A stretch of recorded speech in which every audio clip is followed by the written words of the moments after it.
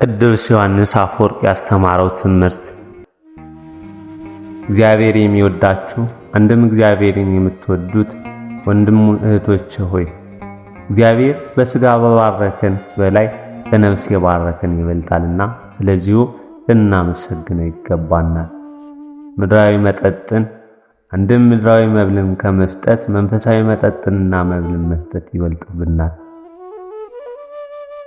እግዚአብሔር አስቀድሞ ለእስራኤላውያን መናውን የሰጣቸው በኋላም እስራኤል ዘነፍስ ለምንባል ለኛ ቅዱስ ሥጋውንና ክቡር ደሙን የሰጠንም ስለዚሁ ነውና በሥጋ ከሰጠን ይልቅ በነፍስ የሰጠን ስለሚበልጥ እግዚአብሔርን እጅግ ልናመሰግነው ይገባናል።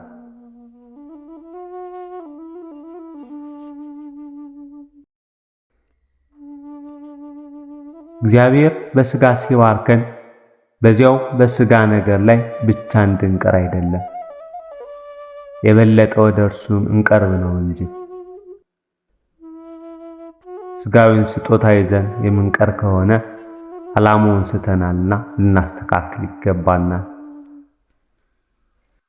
ተወዳጆች ሆይ በአፋ ከተባረክነው ይልቅ በነፍስ የተባረክነው ይበልጣልና ስለዚህ እግዚአብሔርን ልናመሰግነው ይገባናል ብዬ ማልዳችኋለሁ።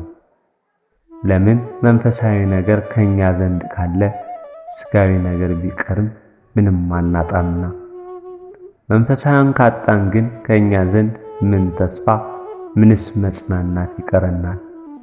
አስቀድመን መንግሥቱንና ጽድቁን እንሻ፣ የፈለገውም ለዚህ ነውና።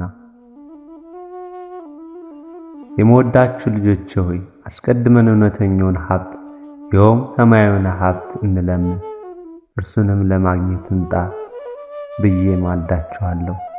ሌላው ከዚያ በኋላ ይቀጥላል። እኛ ስለለመን ሳይሆን ልቦናችን ዋናውን ስለፈለገ ጸሎታችንን የምናገላብጠው ከሆነ ግን በነፍስ በሥጋ የተጎዳ እንሆናለን። ቅዱስ ዮሐንስ አፈወርቅ።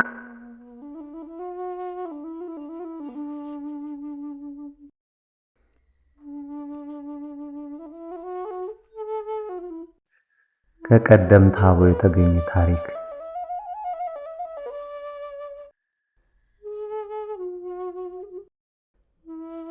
አንድ ትልቅ ባለሀብት ነበር። ይህ ሰው 2 አገልጋዮች ነበሩት። አንደኛው ታማኝና ትጉ ሲሆን ሁለተኛው ግን ሁልጊዜ በብልጥነት ሥራ ለማምለጥ የሚሞክር ሰነፍ ነበር። እንዲህም ባለሀብቱ ለ2 አገልጋዮች ያንዳንዳቸው አንድ ትልቅ ድስት ሰጣቸው። እነዚህን ድስቶች ውሰዱና እዚያ ማዶ ካለው ምንጭ ውሃ እየቀዳችሁ ይህን ትልቅ በርሜል ሙሉልኝ አላቸው። የሚገርመው ግን 2ቱም ድስቶች ታችኛው ክፍል ትላልቅ ቀዳዳዎች ነበራቸው።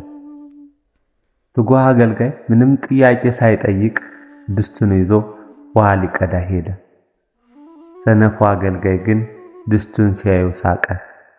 ጌታችን አርጅቷል መሰል፣ የተበሳ ድስት ሰጥቶን ውሃ ቅዱ ይላል እንዴ ብሎ የእኮ አይሞላም አለና ጥሎት ሄደ።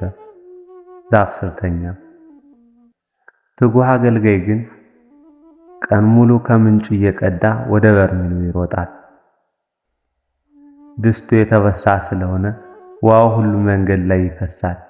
ነገር ግን እሱ ሳይታክት ጌታዬ ያዘዘኝ እንጂ ውጤቱን አልተቆጣጠረም ብሎ ደጋግሞ መቅዳቱን ቀጠለ።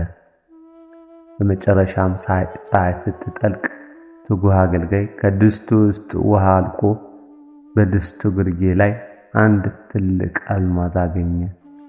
ምንጩ ውስጥ ተደብቆ የነበረው አልማዝ ሰውየው ደጋግሞ ሲቀዳ በድስቱ ውስጥ ቀርቶ ነበር። ባለሀብቱ መጣና ሰነፉን አገልጋይ ለምን አልሰራህም አለው። ሰነፉም ድስቱ የተበሳ ስለሆነ ለምን ጊዜን አጠፋለሁ አለው።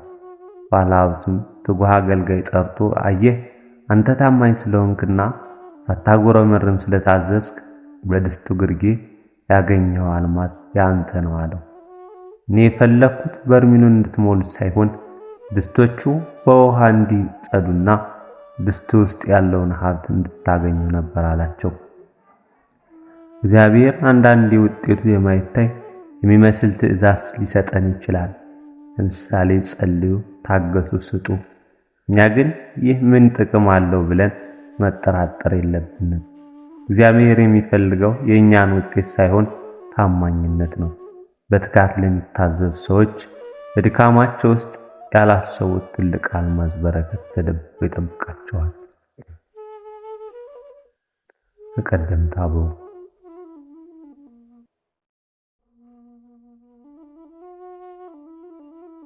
ለሰው ልጅ ከፈሪሃ እግዚአብሔር በቀር ሌላ የሚያስፈራው ነገር ሊኖር አይገባም። ፈሪሃ እግዚአብሔር ካለ ከእሳት፣ ከባህር፣ ከሰይፍ፣ ከንጉሥ ቁጣ ወይም ከማንኛውም መከራ በላይ ትሆናለህ። እግዚአብሔርን መፍራት ካለ ከቤት ሳትወጣ ሌላ ሀብት ሳታከማች አንተ ከባለጸጎች ሁሉ ትበልጣለህ። ምክንያቱም እግዚአብሔርን መፍራት የማይጠፋና የማይሰረቅ ሰማያዊ መዝገብ ነውና።